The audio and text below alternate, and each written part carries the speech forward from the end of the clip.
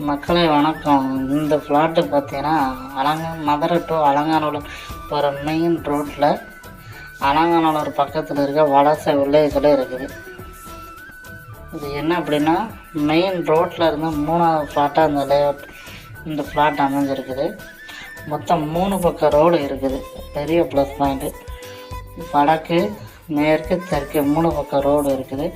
மொத்த ரோடோட சேர்த்து 15 சென்ட் இருக்குது. லேஅவுட்லேயே நிறையா வீடு வந்துருக்குது. வலசை வில்லேஜோடு சேர்ந்த மாதிரியே இந்த லேஅவுட்டு இருக்குது.